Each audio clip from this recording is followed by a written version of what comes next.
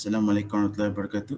My name is Ahmad Dini Arif bin Syabani Arif from Group 1, and we will be presenting about Experiment 5, Bending Moon. My group consists of Aina Alia, me, Ahmad Dini Arif, Darshana, Divya Lakshmi, and last but not least, Muhammad Saifuddin.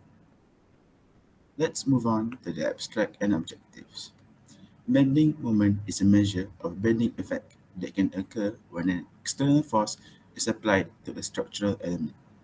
A moment is a rotational force that occurs when a force is applied perpendicularly to a point at a given distance away from that point. It can be calculated as the perpendicular force multiplied by the distance from that point.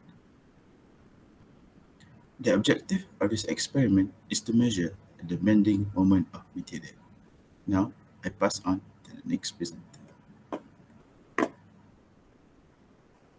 Assalamualaikum and good day everyone. My name is Aina Alia binti Abdullah and I will proceed with the theory and related applications for this experiment.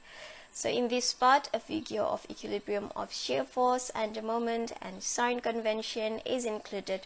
When a beam is loaded by forces or couples, internal stresses and strains are created. To determine the stresses and strains, the internal forces and internal couples that act on cross sections of the beam should be determined first.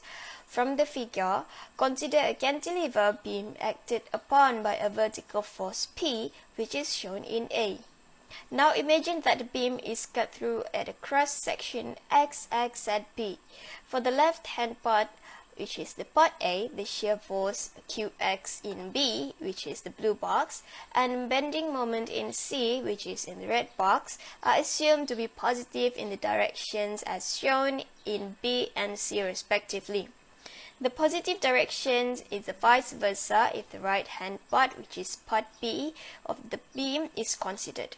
For vertical equilibrium of part A, there must be a shear force which is Qx acting as shown in B in the blue box and equal to negative Ra.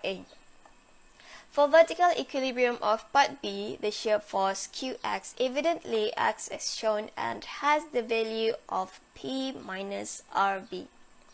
For equilibrium of moments for part A of the beam can be calculated by using the equation mx equals to Ra times x times A, and the equilibrium of moments for part B of the beam can be calculated by using mx equals to Rp times x times B minus P times in the bracket B minus L. Thus, from these two equations, we can get that mx is actually equals to negative b in bracket p minus rb plus pl, which is also equals to negative b ra plus ra times sum of a and b, which is also equals to ra times x times a. Hi, Assalamualaikum. My name is Muhammad Saifuddin Khan bin Nazaruddin. So now I will tell you about the methodology of this experiment. So first of all, let me see the apparatus that we use in the experiment. First one is experimental beam, which consists of fixed joint, spring balance, and spring gauge. And the second one is load hanger. We have P1, P2, and P3. And the third one is load, which we have 10 Newton, 5 Newton, and 2 Newton. Moving to the procedure of this experiment, so the beam is divided into two parts, which we have smaller part A and larger part B, and is connected by fixed joint. The beam is 0.9 meter long and every scale line is 50 millimeter. Next, the spring balance is attached with the beam with level arm of 150 mm. The spring balance will be used to measure the force applied. There are three hangers, P1, the fixed hanger, P2, and P3. Basically, this experiment consists of three parts, which is part 1, part 2, and part 3. Now, we will see the part 1 first. The beam is set up as in figure 3 in laboratory manual, where the load hanger for P1 is 200 mm from P2, while the P3 is 300 mm from P2. Two parts of the beam is aligned next using the adjustment on the spring balance by turning the spring balance knob until the bubble in the balance is at center. Next, the initial reading from the spring balance is recorded in table 1 for zero load column for all P1, P2, P3. The reading is recorded will be the balance reading, and the net force for load is 0 as no load is applied on the load hanger yet. Next, 10 Newton weight is applied at P1. The spring balance is realigned and the reading is recorded. The new reading is effect of applying 10 Newton weight on the beam and will be balance reading, while the net force is difference between second reading at 10 Newton load and initial reading at 0 and load. The 10 Newton load is removed from P1 and is then applied at P2. Again, the spring balance is realigned to get a reading for 10 Newton load at P2. The load is removed from P2 and is then applied at P3. The spring balance is realigned to get the reading for 10 Newton load at P3. Finally, step 4 to step 6 is repeated using 20 Newton weight. The reading is recorded in table 1. Now we will move to the part 2. P1, P2 and P3 are fixed at the same location as part 1. 5 Newton load is applied at P2, the spring balance is realigned and the reading is recorded in table 2. Step 2 is repeated with 5 Newton load is applied at P2 and 10 Newton load is applied at P1 and P3. Lastly, the final part of this experiment, P1 is fixed at the same location as before, while the P3 is adjusted to be 20 mm from P2. Next, 5 Newton load is applied at P1 and 12 Newton load is applied at P3. The spring balance is realigned and the reading is recorded in table 3. Step 2 is repeated with 5 Newton load is applied at P1, 10 Newton load is applied at P2 and 22 Newton load is applied at P3. Finally, the data recorded can be used to calculate the experimental bending moment. To calculate the bending moment, the reading is multiplied with the 150 mm, which is the distance between the centroid of the beam and the spring balance. Hello, I'm Lakshmi Puvendran from Group 1. We'll be discussing the results and discussion of Experiment 5. The first slide shows the table of data for bending moment at point C for load configuration at part 1. For each load, the balance reading was obtained by doing the experiment, while the net force was obtained by calculation, at which the formula is for the net force is the balance reading of each load at point P minus the balance reading at load 0 Newton at P. The formula can be seen in the next slide. As for the experimental value of the bending moment is calculated by multiplying the net force to 150 mm,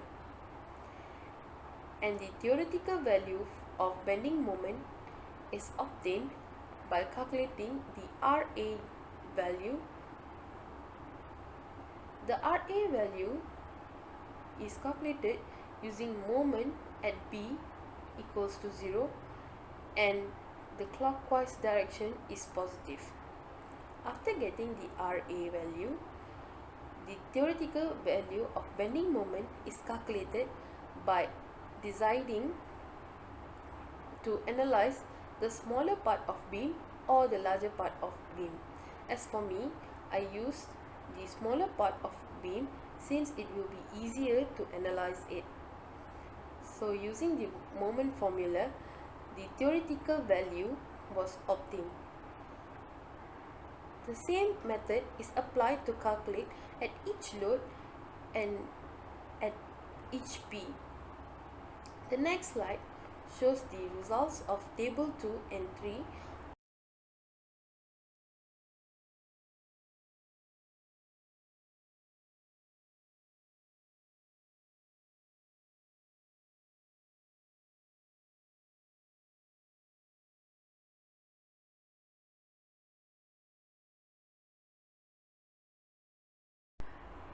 The next slide shows the results for table 2 and 3, which is the data for bending moment at C for load configuration part 2, while the table 3 with the different position and loads. The balance reading and the net force was obtained by conducting the experiment, while the experimental value of the bending moment and the theoretical value of the bending moment was calculated. The bending moment of experimental value and the theoretical value was calculated by using the previous formula, which is for the experimental value of the bending moment is calculated using net force multiplied with 150 mm, which is the distance, while for the theoretical value of the bending moment is calculated by finding the RA, which we need to select the smaller part of beam or the larger part of beam to analyze it. Lastly, we can obtain the bending moment at point C. All these of formula are applied in completing the table 2 and 3. So let's get into discussion. The first question asked is when the load was doubled in part 1 of the experiment, did the bending moment doubled? Explain your answer.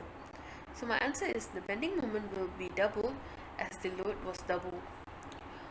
From the moment equation, where the moment is equals to force multiplied by the perpendicular distance, and force equation, where the force is equals to mass multiplied with the acceleration, it shows that the bending moment is directly proportional to force and force is directly proportional to mass.